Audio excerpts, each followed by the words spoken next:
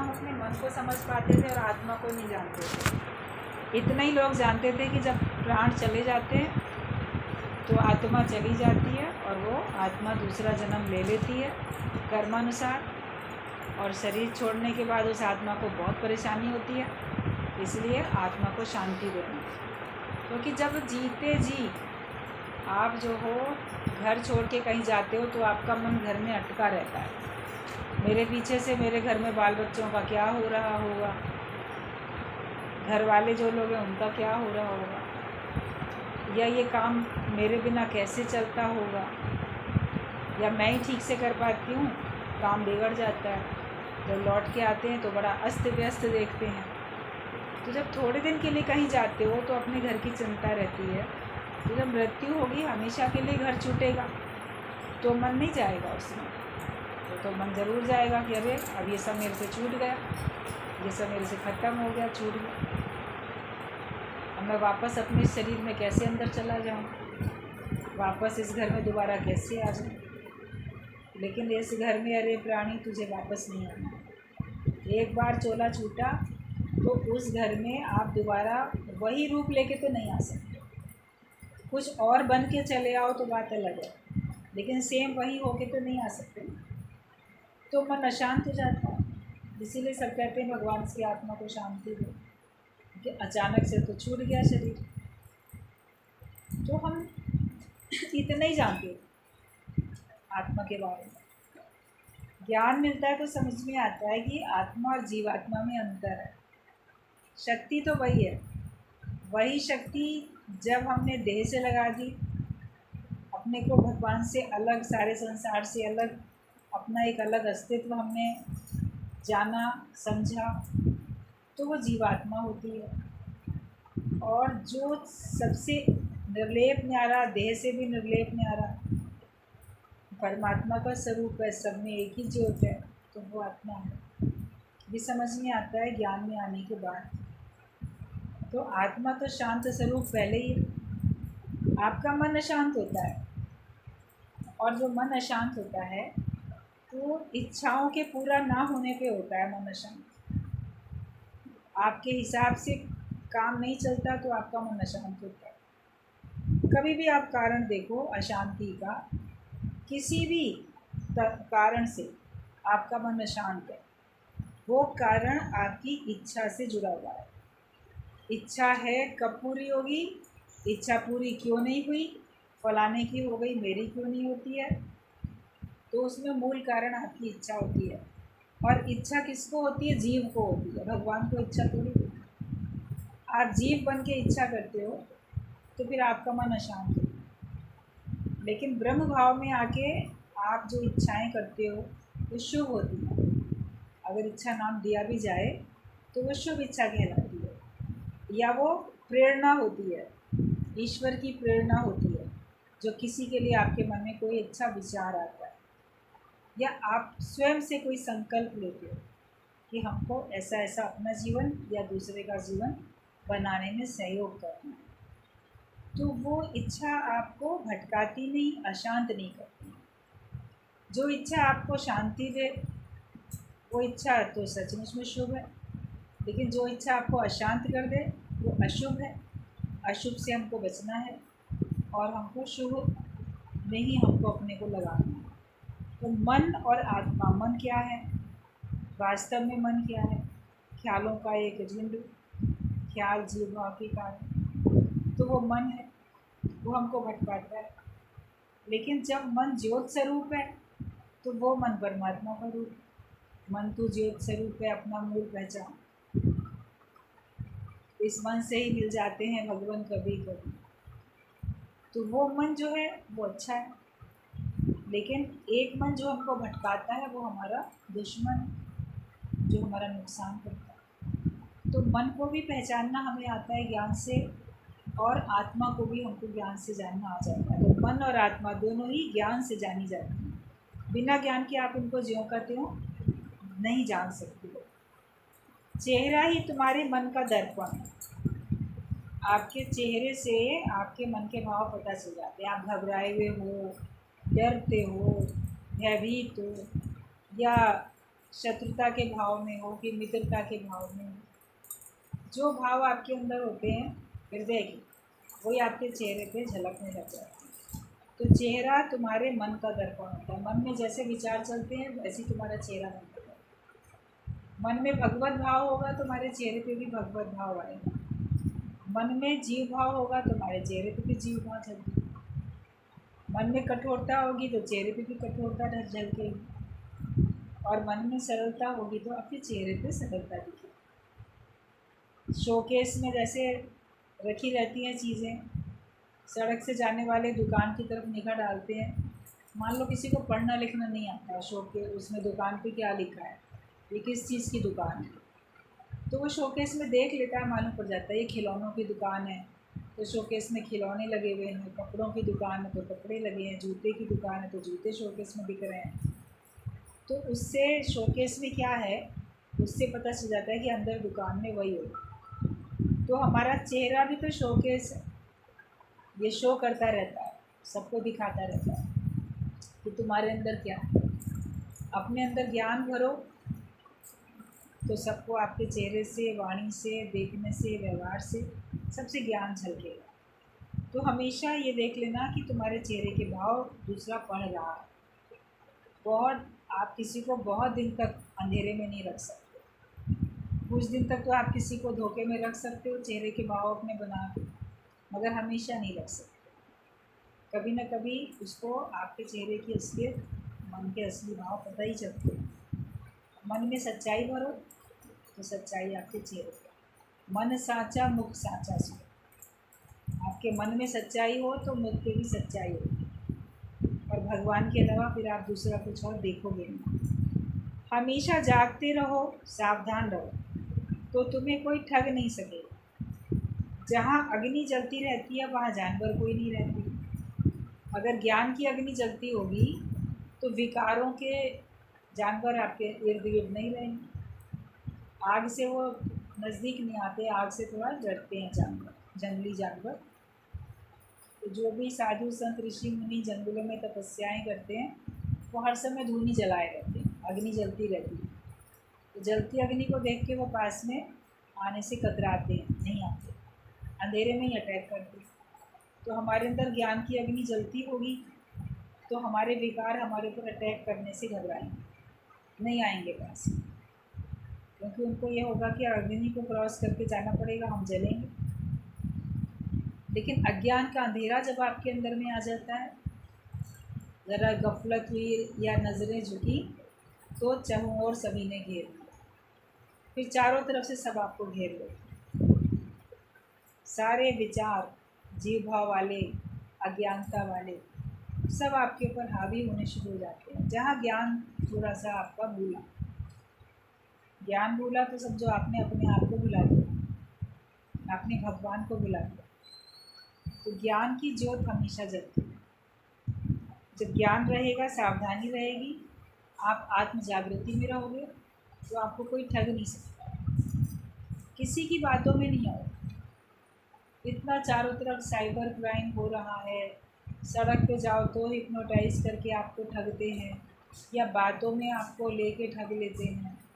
कितनी बातें कई बार सुजागे और सावधानी के लिए आप लोग को सत्संग में भी बताई जाती रहती हैं।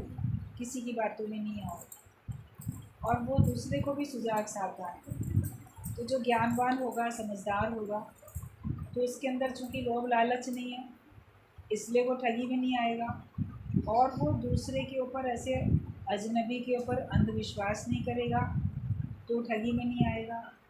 वो परिचित लोगों के ऊपर भी अंधविश्वास नहीं करेगा तो वो ठगी में नहीं आएगा। वरना घर के ही नौकर, घर के ही संबंधी, रिश्तेदार, आपके मित्र, आपके पड़ोसी, कभी वो भी आपका नुकसान कर देते हैं और आप उनके ऊपर विश्वास कर लेते हो और वो आपका या आपके परिवार का किसी न किसी तरीके से नुकसान कर देते हैं। तो उसके लिए हमें ज्ञान ज़रूरी है।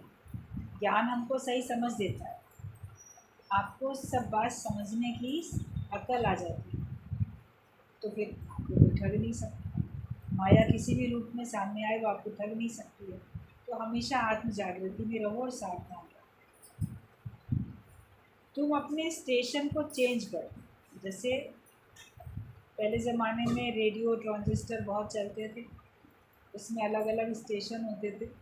सुई जहाँ पे रखी वहाँ पे जो कुछ है वो आपको सुनाई देता है।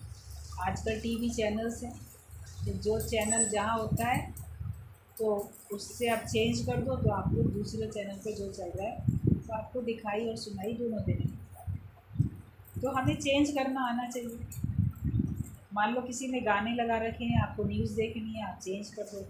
किसी ने समाचार न्यूज़ लगा रखी है, तो आपको गाना देखना है, आप उसको चेंज करो। आपको पिक्चर देखनी है कि गेम्स देखने हैं या सीरियल देखने हैं, सब में अलग अलग आता रहता है। या आपको कोई धार्मिक प्रोग्राम, सत्संग, कुछ और आपको सुनना देखना है, तो जो आपको चाहिए आप उसको चेंज कर देते हो। जो कोई लगा के चला गया, फिर बोलो नहीं मुझे तो ये चाहिए ही नहीं था, मुझे ये देखना पड़ रहा है। तो देखना पड़ रहा है तो रिमोट तो अपने हाथ में रखो, उसको बदलना भी तो तुम्हें आना चाहिए।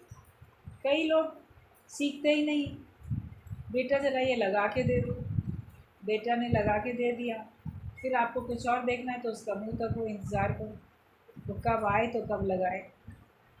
तो आपको खुद आना चाहिए ना सीखना, कि कैसे मैं कर सकूँ। इतना तो सीखना आना चाहिए, आप समझ होनी चाहिए। तो अपने मन के स्टेशन को भी, विचारों के स्टेशन को चेंज करना तुम्हें आना चाहिए। कोई कुछ कह गया, आप परेशान हो गए, कोई किसी ने कुछ नुकसान कर दिया, नफ़ा कर दिया, तो आप अलग अलग व्यवहार करने लगे। आपको सुख चाहिए तो अपने मन को सुख के स्टेशन पे ले आओ, दुख चाहिए तो दुख के स्टेशन। ये याद रखना, दुनिया दुखों का घर है। अगर आपको दुख चाहिए तो मन को दुनिया में ले जाओ, जगत में लेके जाओ। और सुख है तेरी गली में, भगवान की गली में सुख है, भगवान के रास्ते पे जाने में सुख है। अगर सुख चाहिए तो मन को भगवान के रास्ते पे ले, सिंपल सी बात। क्या चाहिए, दुख चाहिए कि सुख चाहिए, स्वर्ग चाहिए कि नरक चाहिए। कितनी बार वो दृष्टांत आप लोगों ने सुना है कि दो बड़े बड़े पांडाल बना दिए, एक पे लिखा ये स्वर्ग, एक पे लिखा नरक। यहाँ जो जाएगा वो स्वर्ग में जाएगा, इसमें जो जाएगा वो नरक में जाएगा। सारे राज्य में ढिंडोरा पीट दिया गया कि फ्री है एंट्री, इतने घंटे के लिए खुला है ये, और फ्री एंट्री है, नुमाइश इतने घंटे के लिए खुली है, एग्जीबिशन। तो जैसे ही सब अंदर गए, टिकट कहीं लेना नहीं है, यहाँ जो जाएगा स्वर्ग में जाएगा, बड़ा बड़ा बोर्ड लगा है। सब पहले तो फिर उसी पंडाल में घुसे, अरे यहाँ पे जो जाएंगे तो हम लोग को मृत्यु के बाद स्वर्ग मिलेगा। तो वहाँ जाके देखते क्या है, थोड़े से कोई साधु संत कुछ बैठे हैं, कोई भजन कीर्तन चल रहा है, कोई प्रवचन चल रहा है, दो चार कोई बैठे हैं वहाँ पे सुन रहे। अरे ये है स्वर्ग में जाने के लिए। अच्छा देखिए नरक में जाने में, वहाँ पे देख के आएंगे नरक में क्या है, तो ऐसा तो पढ़ना नहीं है। अब नरक वाले पांडाल में जब बड़ा बोर्ड लगाता है कि यहाँ जो आएगा उसको नरक में जाना पड़ेगा, उसमें अंदर झाँक के देखते हैं तो संसार की सारी दुनिया की बाज़ार लगी हुई है वहाँ पे, सब फ्री में, सारे सुख, खाना पीना, चाट पकौड़ी, ये वो, हर चीज़ फ्री में मिल रही है। सिनेमा, नाटक, पिक्चर, जुआ, शराब, जो भी कुछ दुनिया में आप देखते हो सारा संसार वहाँ पर है, और फ्री में ले लो। तो सब वो भी लालची, अरे मुफ्त में मिल रहा है ना, दाम थोड़ी खर्च करने पड़ते। भले नरक में जाते होंगे, लेकिन अभी तो वैसे तो दुकान में जाते हैं, एक आइसक्रीम इतने रुपए की आती है, यहाँ तो कितनी भी खा लो फ्री में।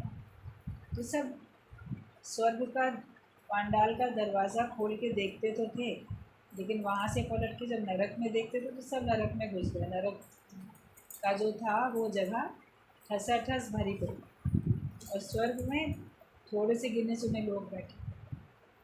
सारे दिन के लिए थी ये नुमाइश। शाम के समय राजा आया तो उसने, बीरबल ने दिखाया कि आपके राज्य के इतने लोग नरक में, इतने लोग स्वर्ग में जाएंगे। जो आपने प्रश्न पूछा था कि क्या पहले से पता चल सकता है कि हमारे राज्य में कितने लोग स्वर्ग में जाएंगे, कितने नरक में? बोला महाराज बड़ा बड़ा लिखा हुआ है, सब पढ़े लिखे हैं, जानते हैं, और वहाँ पे दरवाजे के बाहर कहा भी जा रहा है इसमें जाओगे तो स्वर्ग मिलेगा, इसमें जाओगे नरक मिलेगा। तो भी आप देख लो। तो देखा स्वर्ग वाले पांडाल में तो गिने चुने मुट्ठी भर लोग थे, बाकी सारा राज्य के प्रजा जितनी थी सब उसी में। बोले ये सब नरक नहीं जाएंगे, देख भी रहे हैं, जान भी रहे हैं, तो भी अपने मन के ऊपर संयम नहीं, वहीं जाएंगे। मनुष्य खुद ही अपनी इच्छाओं से अपने लिए स्वर्ग, अपने लिए नरक तैयार, अपने लिए दुख, अपने लिए सुख तैयार। गुरु ने भी साफ बता दिया कि ज्ञान में रहोगे, भगवान में रहोगे तो सुख है, दुनिया में मन लगाओगे तो दुख है।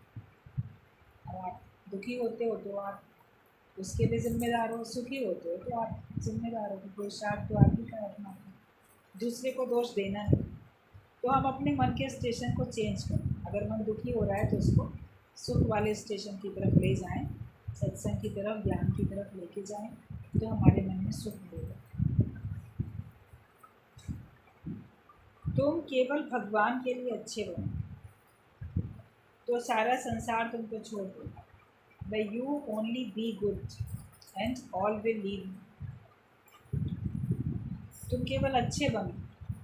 तो हम संसार वालों के लिए अच्छे बनते हैं तो संसार छोड़ता थोड़ी है, ये बड़ा अच्छा है, मेरे सारे काम करता है, तो आपको और बंधन पड़ते हैं।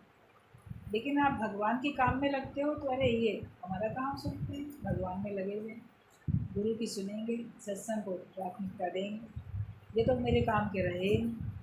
तो उन्होंने छोड़ दिया ना तुमको, जब तुमने उनको सहयोग देना बंद किया तो उन्होंने तुमको छोड़ दिया।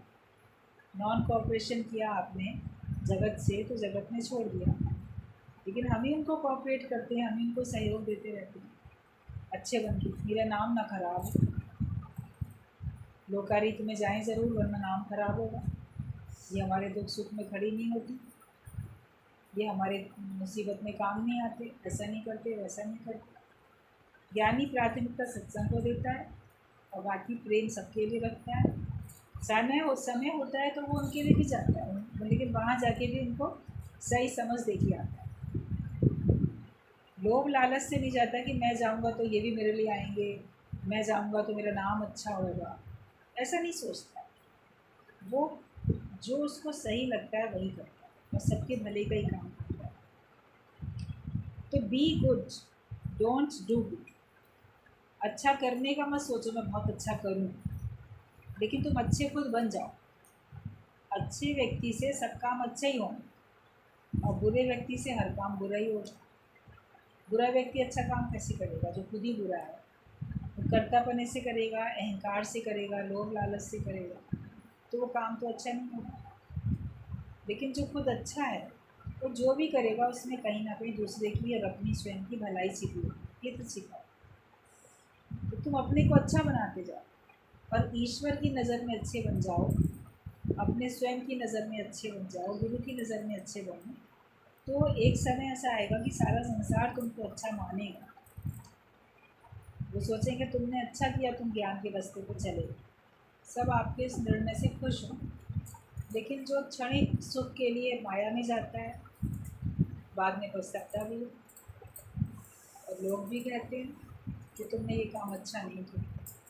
अभी कोई थोड़ी देर का सुख है जुए में, शराब में या कोई और गलत काम करने में, तो उसको लोग यही बोलेंगे ना काम अच्छा नहीं किया। अब उसने वो अच्छा किया, उसको उस समय अच्छा लगा, खुशी मिली उसको, लेकिन उससे पूरे परिवार का नुकसान है, बच्चों का नुकसान हुआ, परिवार का नुकसान हुआ। ये सब आदत जो होती है पूरा पूरा घर बर्बाद कर देती है। तो बाद में उसका मन भी पछताएगा कि मैंने गलत किया। तो आप अच्छे बनते जाओ, लेकिन सबके हित में रहना और सबसे प्रेम में रहना, यही करना। ज्ञान अग्नि में द्वेष जला के खत्म करना, यही काम। सबके हित में रहो, किसी का बुरा मत सोचो, जब सोचो तो भला सोचो, दूसरे के दुखों को दूर करने की सोचो। अभी गुरु जी की वाणी में चल रहा था, अपने लिए, अपने वालों के लिए कितना करते हो, वहीं किसी और के लिए, ज़रूरतमंद के लिए थोड़ा भी करोगे तो अगला भी खुश होगा, तुम्हारा मन भी खुश होगा। हित की बात करो ना, अहित तो मत करो, किसी का नुकसान तो नहीं करो, हमेशा हर एक का भला सोचते चले जाओ। तो सबके हित में रहना और प्रेम में रहना, नफ़रत में या किसी अहंकार में, किसी विकार के अधीन होकर नहीं रहना। ज्ञान इतना हो जाए कि आपके अंदर का द्वैत समाप्त हो जाए, पूजा भाव समाप्त हो जाए। एक पंडित का रोजी रोटी का इंतजाम नहीं हो पा रहा था, वो राजा के पास गया इस इच्छा से कि धन मिलेगा। महाभारत की कथा सुनाई, पर अंत में उसे मिला कुछ नहीं। राजा रानी सब ने अपने मतलब का ज्ञान लिया तो दोष पंडित पर ही लगने लगा। पंडित ने इच्छा रख के ज्ञान सुनाया था तो दूसरों के मन में भी खराबी आ गई। तो दृष्टांत है, उसने ऐसे पूरी कथा सुनाई महाभारत की, सोचा राजा के यहाँ जाके सुनाऊंगा तो बहुत दान दक्षिणा बहुत अच्छी ज़्यादा पैसा मिलेगा, इस लालच से गया। तो वहाँ जितने भी उसके परिवार के और सब लोगों ने सुना, उन्होंने भी अपने स्वार्थ से सुना। किसी ने सोचा भाई जो है वो भाई का क्यों ना कत्ल कर दे, राज्य मिल जाएगा। किसी ने सोचा कि मैं क्यों ना, राजकुमारी ने सोचा मैं क्यों ना निकल जाऊं घर से ही, अपने जिसको पसंद करती हूँ उसके साथ। कहीं उसने सोचा, रानी ने, द्रौपदी के 5 पति थे, मैं एक से अनेक भी रखूँ तो मेरे लिए क्या नुकसान है, ये तो अपने इसी में लिखा हुआ है। तो हर एक के मन में इस प्रकार की खराबियाँ आई, तो फिर दोष उस पंडित को दिया कि तू ऐसी कथा सुना रहा, सबके मन में ऐसी खराबियाँ। तो उसको फिर इस बात का एहसास हुआ कि आखिरकार कथा भी पूरी सुनाई, मगर तो भी लोगों के अंदर में ज्ञान नहीं हुआ और अच्छे भाव नहीं आए, क्योंकि सुनाने के समय भाव अच्छा नहीं था, लोग लालच से किया। तो काफ़ी लंबा चौड़ा है दृष्टांत है, लेकिन सार इसका यही है कि हमें कोई भी कर्म करना है तो निस्वार्थ भाव से करना है, दूसरे के भले के लिए करना है, अपने लोग लालच से नहीं करना तो वो कर्म अच्छा होगा, वरना वो कर्म भी खराब कर्म के अंतर्गत आता जाता है। कोई जो सच्चाई से बोलता है और कोई धोखे से बोलता है।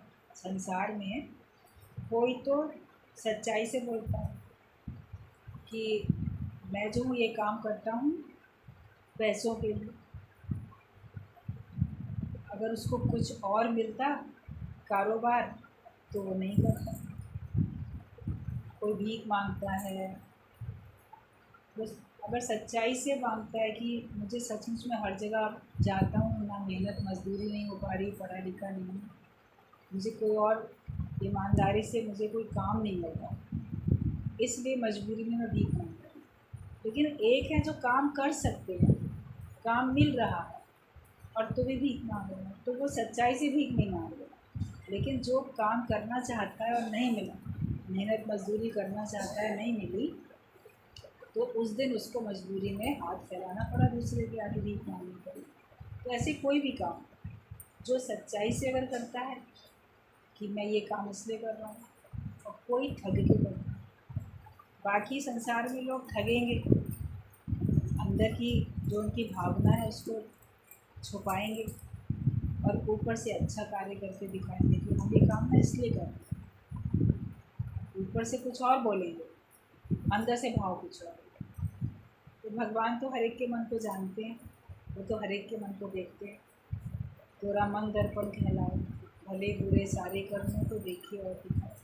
मन भी तुम्हारा जानता है, भगवान भी जानते हैं, उनसे कोई बात छिपी नहीं है, तो तुम्हें उसी का फल मिलेगा। तो सच्चाई से बोलो। तो अगर आप धोखे में किसी को रख के भगवान को और ज्ञान को बेचते हो धन के लिए, तो आप अपने को धोखा देते हो। अगर निष्कामी बनो तो स्वार्थ के बगैर तुम भगवान का काम करो, तो स्वार्थ के बगैर तो फिर भगवान भी तुम्हारा काम करेंगे। भगवान तो जानते ही है ना, आप ज्ञान सुनो सुनाओ या किसी की मदद करो, आप निस्वार्थ भाव से करो तो भगवान भी तुम्हारी मदद करेंगे। लेकिन तुमने स्वार्थ रख के किया, फिर बोलोगे भगवान मेरी मदद नहीं करे। तो सच्चे बनो, सच्चाई का रास्ता अपनाओ, सच्चे बनो। बाहर से जो कहता है कि मेरे पास कुछ नहीं है, तो भगवान के पास तो सब कुछ है, लेकिन भगवान जानता है उसके पास कुछ है कि नहीं। भगवान ने वेश बना के आके पूछा तुम्हारी नाव में क्या भरा पड़ा है, तो बोलता मेरे पास तो कुछ भी नहीं है, ऐसी बेल पत्ते वगैरह हैं नाव में। थे तो कितना धन सब, तो उसने कहा ठीक है तुम्हारा वचन तो सत्य है। तो सारा उसका धन किस बात में बदल गया, सब बेल पत्तों में ही बदल गया ना, फूल पत्तों में। सत्यनारायण की कथा तो सब लोगों ने कई बार सुनी। तो भगवान तो जानता है ना तुम्हारे पास है, तो फिर कहने में क्या जा रहा है। होते हुए भी छिपाएंगे हमारे पास कुछ नहीं, तो वो कुछ नहीं हो जाता है, मतलब कि तुम्हारे यूज़ में ही नहीं आता। वो आपका धन बैंक में या तिजोरी में रखा रह जाता है, या आप उससे सुख नहीं उठा पाते क्योंकि है ही नहीं। वो मन में बोलो कि नहीं मेरे पास बहुत कुछ है। करोड़ों से अधिक कीमत का तो ये शरीर है, जो कि आप इससे करोड़ों रुपए कमा पाते हो। इससे अनमोल धन, ज्ञान का धन आप ले सकते हो। इससे आप भगवान को पा सकते हो, आवागमन के चक्कर से छुटकारा पा सकते हो। कितना ये कीमती है शरीर। लेकिन हम कहते हैं हमारे पास भगवान ने हमें कुछ दिया ही नहीं। आज आंखें ना दी होती, देख ना पाते, सुन ना पाते, बोल ना पाते, हाथ पैर काम नहीं करते, दिमाग ना चलता, तो कितना बड़ा लॉस होता। लेकिन अभी तो सब फ़ायदे में है, और इस फ़ायदे के लिए भगवान के लिए कभी शुक्रगुजार नहीं है। भगवान के लिए शुक्रगुजार है। और इतनी आयु भगवान ने अभी तक दी, आगे भी जब तक भगवान देगा, आप इसका अच्छा उपयोग अगर करते जाते हो ज्ञान से, तो आप खुद ही कितने कीमती हो। और फिर भी देखो तो भी बहुत है, करोड़ों से आप अच्छी ज़िंदगी गुजारते हो। चारों तरफ देखोगे तो आपसे भी ख़राब कंडीशन में बहुत लोग हैं, लेकिन तो भी वो अपनी ज़िंदगी बिता ही रहे हैं ना। वो कम से कम शुक्र है वो नहीं है तो ये तो है। बहुत आपके पास 36 प्रकार के व्यंजन नहीं है, लेकिन पेट भरने के लिए आपके पास अनाज तो है, खाना तो है आपके पास। जो है जैसा भी है, उसके लिए हमको हमेशा भगवान का थैंकफुल होते रहो। तो भगवान के पास सब कुछ है, तुम भगवान बन जाओ तो तुम्हारे पास भी सब कुछ है। तुम्हारे योग क्षेम का भार भी भगवान के ऊपर। सभी अपने अपनी प्रारब्ध का पाते हैं। लक्ष्मी ने चींटी को डिब्बी में बंद किया तो भी उसकी प्रारब्ध में। भगवान ने कहा कि मैं तो सबको खिला के तब खाता हूँ। तो लक्ष्मी देवी ने विष्णु भगवान की एक दिन परीक्षा लेने के लिए बोला अच्छा आज देखती हूँ। तो माचिस की डिब्बी खाली एक छोटी सी डिब्बी ली और एक चींटी को पकड़ के उस डिब्बी में बंद कर दिया और उसको अपने पास रख लिया। फिर जब भगवान भोजन करने बैठे, कहती भगवान आपने सबको खिला दिया? बोले हाँ मैंने सबको खिलाया। बोले नहीं आपने एक जीव को अभी नहीं खिलाया, सारी सृष्टि में से एक जीव को अभी नहीं खिलाया। तो भगवान ने कहा नहीं लक्ष्मी मैंने हर जीव के आगे रख दिया तुझे, किसको नहीं खिलाया? तो वो ले आई डिब्बी, कहती देखो इसको नहीं खिलाया, और डिब्बी खोली भगवान के सामने तो हैरान रह गई कि वो डिब्बी के अंदर ना एक चावल का दाना पड़ा हुआ था और चींटी उसे खा रही। बोली अरे ये इसमें चावल का दाना कैसे आ, इसमें कैसे पहुँच गया भगवान, यहाँ कैसे आपने पहुँचा दिया? तो भगवान ने कहा जब तुम सवेरे नहा धो के अपने माथे पे रोली चावल तिलक लगाती हो, जब तुम ये डिब्बी बंद कर रही थी तो तुम्हारे ही माथे का एक चावल झड़के इसमें गिर गया, तुमको पता ही नहीं चला। मैंने उस रूप में पहले ही उसको पहुँचा दिया जो कि तुम भी नहीं जान पाओ। तो भगवान तो सबको कैसे पहुँचा देता है कि कोई जान ही नहीं पाता, लेकिन भगवान जानता है, वो सबको उसकी प्रारब्ध दे देता है। तो आपके पास भी जो भी आता है वो आपके भाग्य का, चाहे जहाँ भी रहो। डिब्बी में बंद भी है तो भी तो उसको मिला ना। आप जेल में बंद रहते हो, घर में कैद रहते हो, अपने घर में रहो कहीं और रहो, जहाँ जहाँ भी आपका नज़र होता है जाना वहीं हो पाता है। जहाँ जहाँ दाना वहाँ वहाँ जाना, अन्न जल खींच के लेके जाता है, जहाँ अन्न जल नहीं होता वहाँ पहुँच ही नहीं पाता।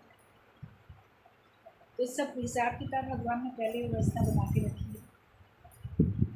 उसके देने में कोई जान नहीं सकता कि क्या क्या तरीका है, किसको देना है, कब किस बहाने, नहीं समझ सकते। और हमारे भी योगक्षेम का भार भगवान के ऊपर है। तो ना तो हम किसी का खाते हैं, ना हम किसी को खिलाने वाले। सब अपने अपने भाग्य का खाते हैं और सबको पहुंचाने वाला भगवान तुम्हारे ज़रिए देता है, वो अलग अलग बात है। खुशी मनाओ कि तुम्हारे ज़रिए इतनों को मिल रहा। राशन कार्ड में पहले ज़माने में एक का नाम लिखा होता था सबसे ऊपर, और बाकी सब नंबर यूनिट लिखे होते थे, इतने बड़े इतने छोटे, सबके नाम अलग अलग लिखे नहीं।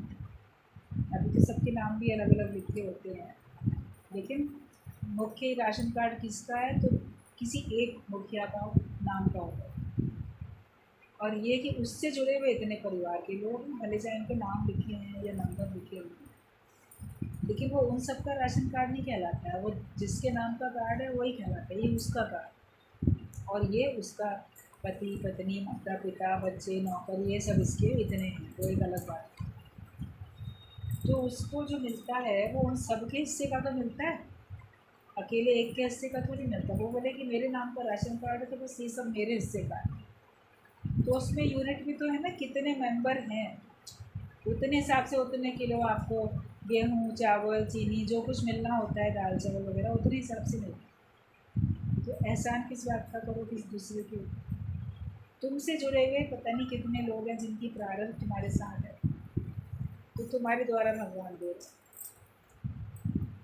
तुमको देने वाला भगवान ने बनाया, या तुमको क्रेडिट दिया भगवान ने, अपना नाम नहीं किया तुम्हारा नाम करा दिया, इस बात की तो खुशी करो। मनुष्य भगवान को तो भूल जाता है और अपना नाम करने के लिए पता नहीं क्या क्या हथकंडे अपनाता है। तो सब अपने अपने प्रारब्ध का ही पाते हैं। जो खुद भिखारी है उससे तुम क्यों मांगते हो? संसार वाले खुद ही भिखारी, दाता एक राम भिखारी सारी दुनिया, सारी दुनिया ही भिखारी, और हम दुनिया वालों से मांगते रहते हैं। मांगना ही है तो आप भगवान से प्रार्थना करो, उसी से मांगो, और फिर आप ज्ञान जब पक्का होगा तो आप बोलोगे मांगना भी नहीं पड़ता, बिना मांगे ही सब मिलता है। भक्तों के बिना मांगे हर चीज़ मिलती है। भगवान हमारा माता पिता है, वो जानता है हमें कब किस चीज़ की कितनी आवश्यकता है, वो उतनी कोई ना कोई बहाना करके आपको दे देगा, तो मांगने की भी आवश्यकता नहीं पड़ती है। लेकिन अगर मांगना ही हो तो भगवान से ही कहो, आप संसार वालों से क्यों कहो? जो खुद भिखारी है उससे तुम क्यों मांगते हो? जब तुम भरपूर हो तृप्त हो तब समझना कि तुम अपनी आत्मा में स्थित हो। अगर हमारे अंदर भरपूरता नहीं है, तृप्ति नहीं है, तो अभी हम अपने को देह मानते रहते हैं। हम ज्ञान में नहीं है, हम अपनी आत्मा में स्थित नहीं। तुम्हारे कर्मों का शाश्वत फल निकलना चाहिए, मतलब अच्छा फल निकलना चाहिए। तो अच्छे कर्म करो ज्ञानवान वाले, तो फिर उसका फल भी अच्छा निकलेगा। निस्वार्थ भाव से कर्म करो तो उसका फल अच्छा निकलेगा, अच्छी भावना से करो। पहले ज़माने में खेतों में भी जब बीज डाले जाते थे तो भगवान की पूजा करके भगवान का नाम लेके भजन गा गा के बीज बोए जाते थे, अच्छी भावना से कि इनमें हमें अच्छी फसल मिले, अच्छा इसका रिजल्ट अच्छा है। तो हम भी जो कर्मों के बीज बोते हैं उनको भी भगवान का ध्यान करके बोएंगे तो उसका फल ज़रूर अच्छा ही मिलेगा। ज्ञानी होता है बेपरवाह, संसार की परवाह नहीं करता, सारी सृष्टि में उसका राज्य हो जाता है। उसका काम है अपने आप से, उसका काम है भगवान से, जगत से उसका कोई काम नहीं। ज्ञानी अंदर में अपना उद्धार करता है, बाकी निष्काम तो सब अपने आप होता रहता है। निष्काम कार्य भी सब अपने आप होता रहता है, वो अंदर में अपना ही उद्धार करता है। कोई सोचे ये कितना कार्य करते हैं, यहाँ गए वहाँ गए, इतना सत्संग सुनाया, इतनी सबकी हेल्प की, तो ज्ञानी तो बोलता है कि मेरा अपना समय अच्छा बीत रहा है और मैं उसमें अपना ही उद्धार कर रहा हूँ, मैं किसी के ऊपर एहसान नहीं करता। और ये तो सब दूसरे की प्रेरणा से, भगवान की गुरु की प्रेरणा से अपने आप हो रहा है, या सामने वाले की प्रेरणा से हो रहा है। तो निष्काम तो अपने आप होता रहता है। जब सबके संकल्प उठते हैं तो बात होती है, संकल्प शांत होते हैं तो बात रुक जाती है। ज्ञान भी सबके संकल्प से गुरु बोलता है। अगर सुनने वाले चाहते हैं या कुछ बोले तो उसके अंदर से वाणी निकलती है, और सुनने वाले नहीं चाहते हैं कुछ बोले तो उसके अंदर भी वाणी नहीं निकलती है। वो थोड़ा सा कुछ बोल के अपनी बात समाप्त कर लेते हैं। तो सब तुम्हारे संकल्प जब उठेंगे तो बात रहेगी, और जब संकल्प शांत होते हैं तो बात भी रुक जाएगी। तुम्हारे में प्रेम की कमी थी, गुरु ही प्रेम पैदा करता है, तो तुम रस में बन जाते हो और गुरु तुम में ताजगी पैदा करता। वैसे मन में तरोताजगी थी ही नहीं, मन में सब उदास मायूस घर में ऐसे ही डल बैठे बैठे। ठीक है, एक दिन और शुरू हो गया सवेरा, चलो उठो, रोज़ के काम धंधे करो, बैठो, कोई उमंग तरंग नहीं होती है। लेकिन सत्संग में आके बैठते हैं तो गुरु हमारे अंदर में तरोताजगी, प्रेम सब भरता जाता है। ब्रह्म ज्ञानी अपने जैसा सबको बनाता है। ज्ञानवान बनो, अपने को अंदर से खाली करो। एक बार खाली हो जाओ तो भीतर कुछ टिकेगा ही नहीं। अंदर अभी खाली नहीं हुआ ना, संसार भरा पड़ा, तो तुम्हारे अंदर संसार की बातें टिक जाती है, तो ख्याल भी आकर टिक जाता है। अभी जो बिल्कुल खाली स्थान होगा वहाँ पे कहाँ कोई टिकेगा, धरती पे तो टिकेगा कुछ। आप ऐसे हवा में कोई चीज़ रखो तो नहीं रखी जा सकती, नीचे गिर जाएगी। तो अपने अंदर इतना निराकार हो जाए, साकार सब खत्म हो जाए, प्रलय हो जाए जगत की, तो कोई जगत की बात भी नहीं टिकेगी उसमें। सब तुम्हें अच्छे ही नहीं मिलेंगे और सब बुरे भी नहीं मिलेंगे, अच्छे बुरे मिले जुले मिलेंगे। संसार में जो रहोगे, आप बोलो मुझे सब अच्छे ही लोग मिले, तो ऐसा भी नहीं होगा कि सब अच्छे मिलते हैं, या मुझे सब बुरे ही मिले, ऐसा भी नहीं है। कुछ अच्छे भी तो मिले होंगे, उनकी कदर नहीं की, वो बात अलग है, लेकिन अच्छे भी दुनिया में मिले। तो सब अच्छे ही नहीं मिलते और सब बुरे भी नहीं मिलते, अच्छे बुरे दोनों ही मिलते हैं। दोनों को जानो, पहचानो, और अपने अंदर अगर कोई बात रखी है तो तुम्हारे अंदर भी शांति चली जाए।